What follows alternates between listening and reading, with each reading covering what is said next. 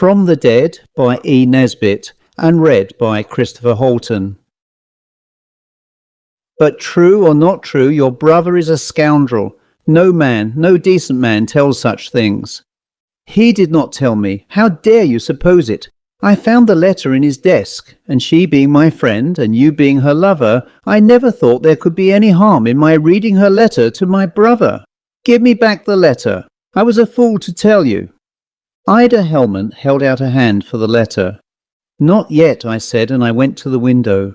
The dull red of a London sunset burned on the paper as I read in the quaint, dainty handwriting I knew so well and had kissed so often. Dear, I do love you, but it's impossible. I must marry Arthur. My honour is engaged. If he would only set me free, but he never will. He loves me so foolishly. But as for me, it is you I love, body, soul, and spirit. There is no one in my heart but you. I think of you all day and dream of you all night, and we must part, and that is the way of the world. Goodbye, yours, Elvire. I had seen the handwriting indeed often enough, but the passion written there was new to me. That I had not seen. I turned from the window wearily. My sitting room looked strange to me. There were my books, my reading lamp, my untasted dinner still on the table, as I had left it when I rose to dissemble my surprise at Ida Helmont's visit. Ida Helmont, who now sat in my easy-chair looking at me quietly. Well, do you give me no thanks? You put a knife in my heart and then ask for thanks. Pardon me, she said, throwing up her chin. I have done nothing but show you the truth. For that one should expect no gratitude, may I ask out of mere curiosity what you intend to do? Your brother will tell you, she rose suddenly, pale to the lips. You will not tell my brother, she began, that you have read his private letters? Certainly not. She came towards me, her gold hair flaming in the sunset light. Why are you so angry with me? She said. Be reasonable. What else could I do? I don't know. Would it have been right not to tell you? I don't know. I only know that you've put the sun out, and I haven't got used to the dark yet. Believe me, she said, coming still nearer to me and laying her hands in the lightest light touch on my shoulders. Believe me, she never loved you. There was a softness in her tone that irritated and stimulated me. I moved gently back, and her hands fell by her sides. I beg your pardon, I said. I have behaved very badly. You were quite right to come, and I am not ungrateful. Will you post a letter for me? I sat down and wrote, I give you back your freedom, the only gift of mine that can please you now. Arthur. I held the sheet out to Miss Helmont, and when she had glanced at it, I sealed, stamped, and addressed it. Goodbye, I said then, and gave her the letter. As the door closed behind her, I sank into my chair. And I am not ashamed to say that I cried like a child or a fool over my lost plaything, the little dark-haired woman who loved someone else with body, soul, and spirit. I did not hear the door open or any foot on the floor, and therefore I started when a voice behind me said, Are you so very unhappy? Oh, Arthur, don't think I am not sorry for you. I don't want anyone to be sorry for me, Miss Helmont, I said. She was silent a moment, then with a quick, sudden, gentle movement she leaned down and kissed my forehead, and I heard the door softly close. Then I knew that the beautiful Miss Helmont loved me. At first that thought only fleeted by, a light cloud against a grey sky. But the next day reason woke and said, Was Miss Helmont speaking the truth? Was it possible that... I determined to see Elvire, to know from her own lips whether by happy fortune this blow came, not from her, but from a woman in whom love might have killed honesty. I walked from Hampstead to Gower Street. As I trod its long length, I saw a figure in pink come out of one of the houses. It was Elvire. She walked in front of me to the corner of Store Street. There she met Oscar Helmont. They turned and met me face to face. And I saw all I needed to see. They loved each other. Ida Helmont had spoken the truth. I bowed and passed on. Before 6 months were gone, they were married. And before a year was over, I had married Ida Helmont. What did it, I don't know. Whether it was remorse for having, even for half a day, dreamed that she could be so base as to forge a lie to gain a lover, or whether it was her beauty or the sweet flattery of the preference of a woman who had half her acquaintances at her feet, I don't know. Anyhow, my thoughts turned to her as to their natural home. My heart too took that road, and before very long I loved her as I had never loved Elvire. Let no one doubt that I loved her, as I shall never love again, please God. There never was anyone like her. She was brave and beautiful, witty and wise, and beyond all measure adorable. She was the only woman in the world. There was a frankness, a largeness of heart about her that made all other women seem small and contemptible. She loved me, and I worshipped her. I married her. I stayed with her for 3 golden weeks, and then I left her. Why? Because she told me the truth. It was one night, late. We had sat all the evening in the veranda of our seaside lodging, watching the moonlight on the water, and listening to the soft sound of the sea on the sand. I have never been so happy. I never shall be happy any more, I hope. Heart's heart, she said, leaning her gold head against my shoulder. How much do you love me? How much? Yes, how much? I want to know what place it is I hold in your heart. Am I more to you than anyone else?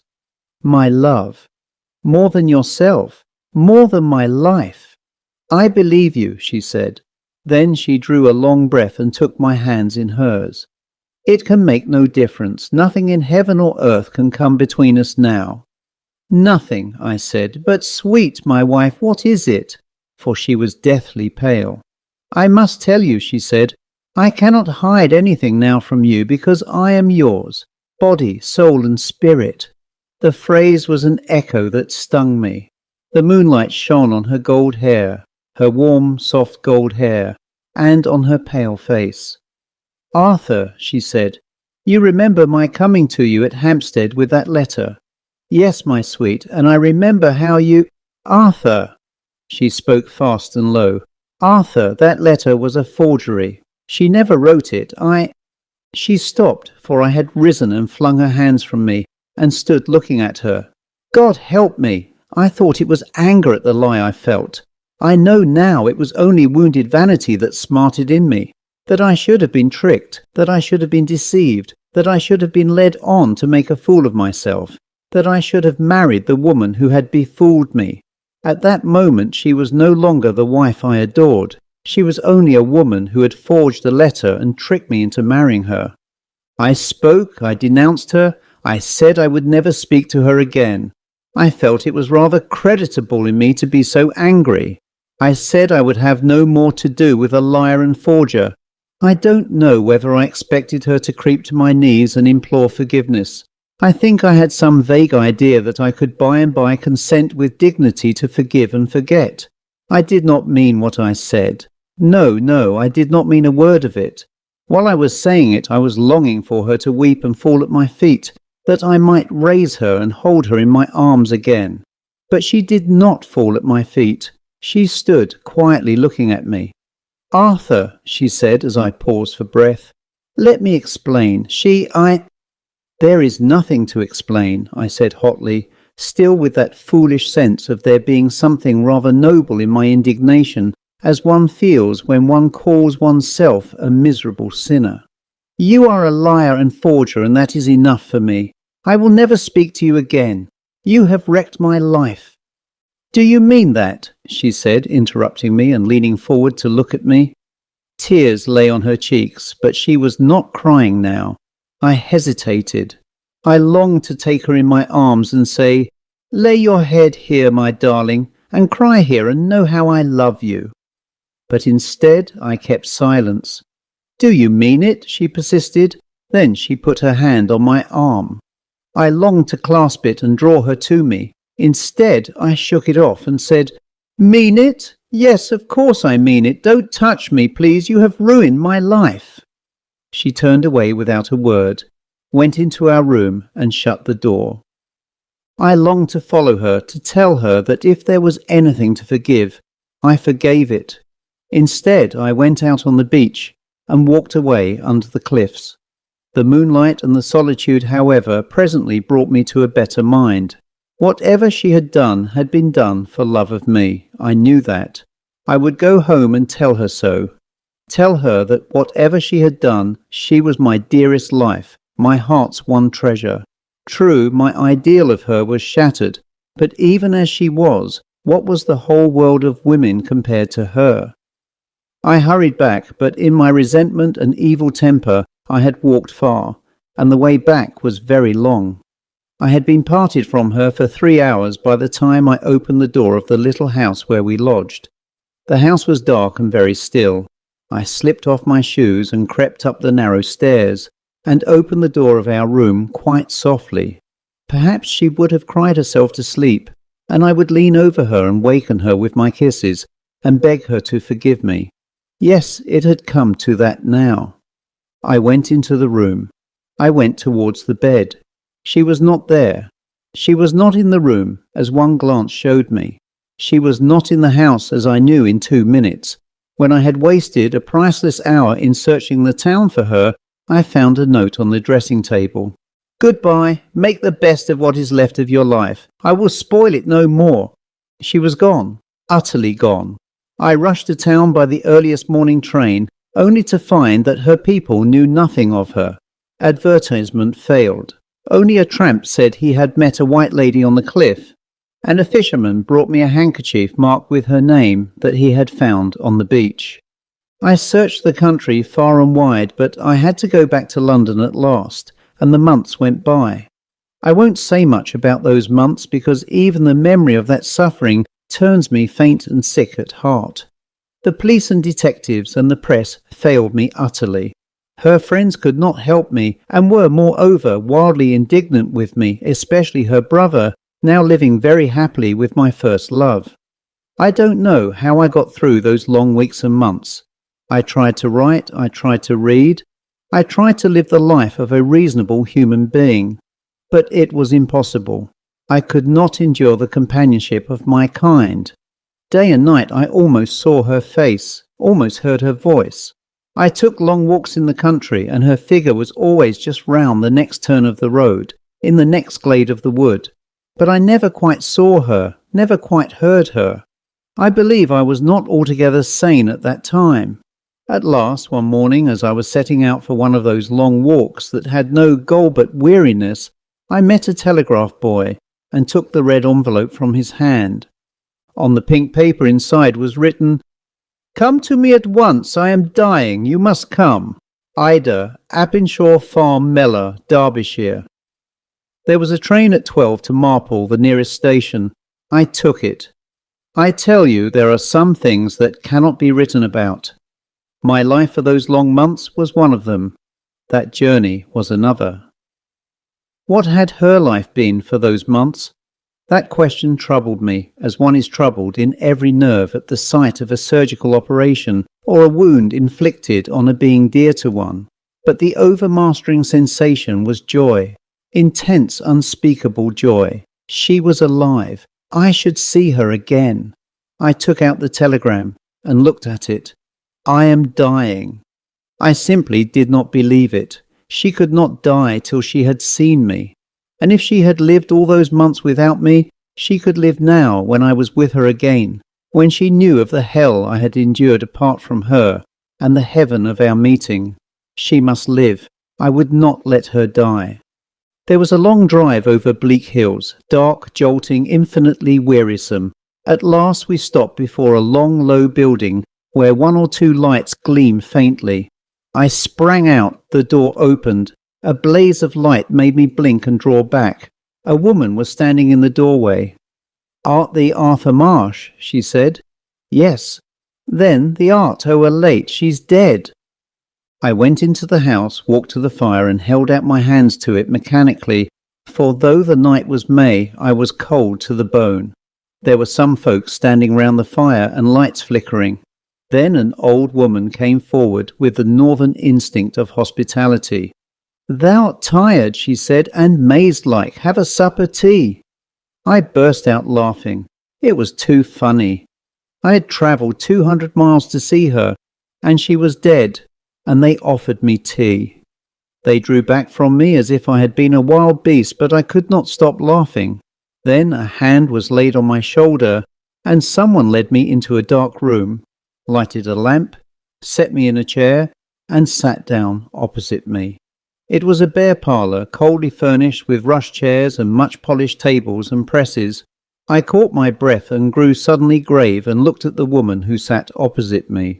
"I was Miss Ida's nurse," said she, "and she told me to send for you. Who are you?" "Her husband."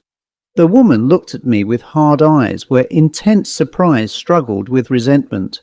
"Then may God forgive you," she said. "What you've done I don't know, but it'll beard work forgiving you, even for him."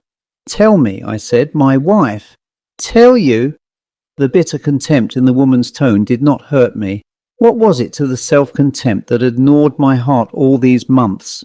"Tell you? Yes, I'll tell you. Your wife was that ashamed of you. She never so much as told me she was married. She let me think anything I pleased sooner than that. She just come here and she said, 'Nurse, take care of me, for I am in mortal trouble, and don't let them know where I am,' says she. And me being well married to an honest man and well-to-do here, I was able to do it by the blessing. Why didn't you send for me before?" It was a cry of anguish wrung from me. "I'd never a sent for you. It was her doing. Oh, to think as God Almighty's made men able to measure out such like pecks of trouble for us women folk. Young man, I dunno what you did to her to make her leave you, but it must have been something cruel, for she loved the ground you walked on. She used to sit day after day a-looking at your picture and talking to it and kissing of it when she thought I wasn't taking no notice, and crying till she made me cry too. She used to cry all night most. And one day, when I tells her to pray to God to help her through her trouble, she outs with your putty face on a card, she does, and says she, with her poor little smile, 'That's my God, nursie,' she says. 'Don't,' I said feebly, putting out my hands to keep off the torture. 'Not any more, not now.' 'Don't,' she repeated. She had risen and was walking up and down the room with clasped hands. 'Don't indeed. No, I won't. But I shan't forget you. I tell you I've had you in my prayers time and again, when I thought you'd made a lighter love of my darling. I shan't drop you out of them now. I know she was your own wedded wife, as you chucked away when you'd tired of her, and left her to eat her out with longing for you. Oh, I pray to God above us to pay you scot and lot for all you done to her. You killed my pretty. The price will be required of you, young man, even to the uttermost farthing. Oh God in heaven, make him suffer, make him feel it." She stamped her foot as she passed me. I stood quite still. I bit my lip till I tasted the blood hot and salt on my tongue.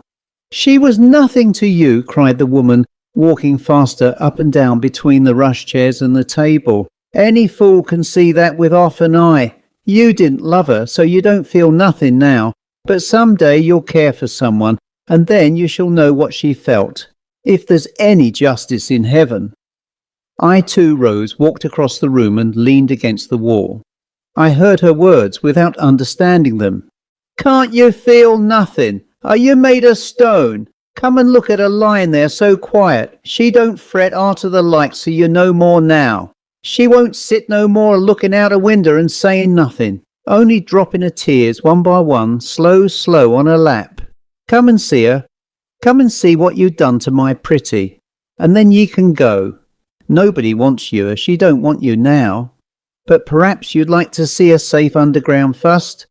I'll be bound you'll put a big slab on her to make sure she don't rise again." I turned on her. Her thin face was white with grief and impotent rage. Her claw-like hands were clenched. "Woman," I said, "have mercy." She paused and looked at me. "Eh?" she said. "Have mercy," I said again. "Mercy? You should have thought of that before. You hadn't no mercy on her. She loved you. She died loving you. And if I wasn't a Christian woman, I'd kill you for it, like the rat you are. That I would, though I had to swing for it afterwards." I caught the woman's hands and held them fast in spite of her resistance. "Don't you understand?" I said savagely. "We loved each other. She died loving me. I have to live loving her, and it's her you pity." I tell you, it was all a mistake, a stupid, stupid mistake. Take me to her, and for pity's sake, let me be left alone with her." She hesitated, then said in a voice only a shade less hard, "Well, come along then." We moved towards the door. As she opened it, a faint, weak cry fell on my ear. My heart stood still. "What's that?" I asked, stopping on the threshold. "Your child," she said shortly. "That too? Oh, my love, oh, my poor love, all these long months." "She allus said she'd send for you when she'd got over her trouble," the woman said as we climbed the stairs. "I'd like him to see his little baby, nurse," she says. "Our little baby. It'll be all right when the baby's born," she says. "I know he'll come to me then. You'll see." And I never said nothing, not thinking you'd come if she was your leavings, and not dreaming as you could be her husband and could stay away from her an hour, her being as she was. Hush! She drew a key from her pocket and fitted it to the lock. She opened the door and I followed her in. It was a large, dark room full of old-fashioned furniture. There were wax candles in brass candlesticks and a smell of lavender. The big four-post bed was covered with white. "My lamb, my poor pretty lamb," said the woman, beginning to cry for the first time as she drew back the sheet. "Don't she look beautiful?" I stood by the bedside. I looked down on my wife's face, just so I had seen it lie on the pillow beside me in the early morning when the wind and the dawn came up from beyond the sea. She did not look like one dead. Her lips were still red, and it seemed to me that a tinge of colour lay on her cheek. It seemed to me, too, that if I kissed her, she would wake and put her slight hand on my neck and lay her cheek against mine, and that we should tell each other everything and weep together and understand and be comforted. So I stooped and laid my lips to hers as the old nurse stole from the room. But the red lips were like marble, and she did not wake. She will not wake now ever any more. I tell you again, there are some things that cannot be written. I lay that night in a big room filled with heavy dark furniture, in a great four-poster hung with heavy dark curtains, a bed the counterpart of that other bed from whose side they had dragged me at last. They fed me, I believe, and the old nurse was kind to me. I think she saw now that it is not the dead who are to be pitied most. I lay at last in the big roomy bed, and heard the household noises grow fewer and die out, the little wail of my child sounding latest. They had brought the child to me, and I had held it in my arms, and bowed my head over its tiny face and frail fingers. I did not love it then. I told myself it had cost me her life. But my heart told me that it was I who had done that. The tall clock at the stairhead sounded the hours, 11, 12, 1, and still I could not sleep. The room was dark and very still. I had not been able to look at my life quietly. I had been full of the intoxication of grief, a real drunkenness more merciful than the calm that comes after. Now I lay still as the dead woman in the next room, and looked at what was left of my life. I lay still, and thought, and thought, and thought, and in those hours I tasted the bitterness of death. It must have been about 2 that I first became aware of a slight sound that was not the ticking of the clock. I say I first became aware, and yet I knew perfectly that I had heard that sound more than once before, and had yet determined not to hear it because it came from the next room, the room where the corpse lay. And I did not wish to hear that sound, because I knew it meant that I was nervous, miserably nervous, a coward and a brute. It meant that I, having killed my wife as surely as though I had put a knife in her breast, had now sunk so low as to be afraid of her dead body, the dead body that lay in the room next to mine. The heads of the beds were placed against the same wall, and from that wall I had fancied I heard slight, almost inaudible sounds. So when I say that I became aware of them, I mean that I at last heard a sound so distinct as to leave no room for doubt or question. It brought me to a sitting position in the bed, and the drops of sweat gathered heavily on my forehead and fell on my cold hands as I held my breath and listened. I don't know how long I sat there. There was no further sound, and at last my tense muscles relaxed and I fell back on the pillow. "You fool," I said to myself. "Dead or alive, is she not your darling, your heart's heart? Would you not go near to die of joy if she came to you? Pray God to let her spirit come back and tell you she forgives you." "I wish she would come," myself answered in words, while every fibre of my body and mind shrank and quivered in denial. I struck a match, lighted a candle, and breathed more freely as I looked at the polished furniture, the commonplace details of an ordinary room. Then I thought of her, lying alone, so near me, so quiet under the white sheet. She was dead, she would not wake or move. But suppose she did move? Suppose she turned back the sheet and got up and walked across the floor and turned the door handle? As I thought it, I heard, plainly, unmistakably heard, the door of the chamber of death open slowly. I heard slow steps in the passage, slow, heavy steps. I heard the touch of hands on my door outside, uncertain hands that felt for the latch. Sick with terror, I lay clenching the sheet in my hands. I knew well enough what would come in when that door opened, that door on which my eyes were fixed. I dreaded to look, yet I dared not turn away my eyes. The door opened slowly, slowly, slowly, and the figure of my dead wife came in. It came straight towards the bed, and stood at the bedfoot in its white grave clothes, with the white bandage under its chin.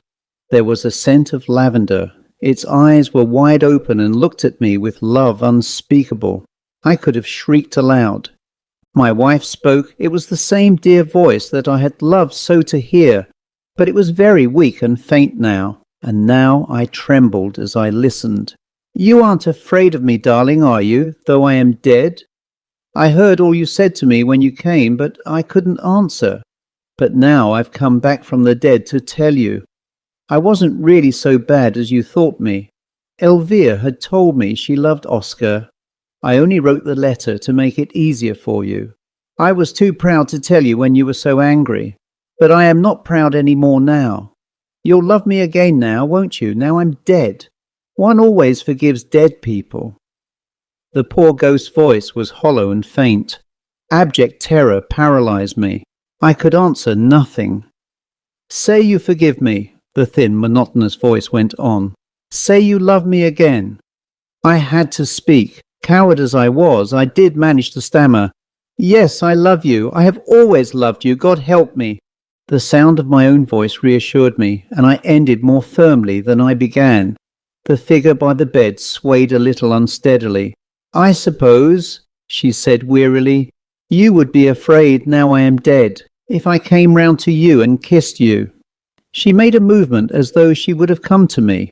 Then I did shriek aloud again and again, and covered my face with the sheet, and wound it round my head and body, and held it with all my force. There was a moment's silence. Then I heard my door close, and then a sound of feet and of voices, and I heard something heavy fall. I disentangled my head from the sheet. My room was empty. Then reason came back to me. I leaped from the bed. "Ida, my darling, come back. I am not afraid. I love you. Come back, come back." I sprang to my door and flung it open. Someone was bringing a light along the passage. On the floor, outside the door of the death chamber, was a huddled heap. The corpse in its grave clothes. Dead, dead, dead. She is buried in Mellor churchyard, and there is no stone over her. Now, whether it was catalepsy, as the doctors said, or whether my love came back even from the dead to me who loved her, I shall never know. But this I know, that if I had held out my arms to her as she stood at my bedfoot, if I had said, "Yes, even from the grave, my darling, from hell itself, come back to me," if I had had room in my coward's heart for anything but the unreasoning terror that killed love in that hour, I should not now be here alone. I shrank from her. I feared her. I would not take her to my heart. And now she will not come to me any more. Why do I go on living?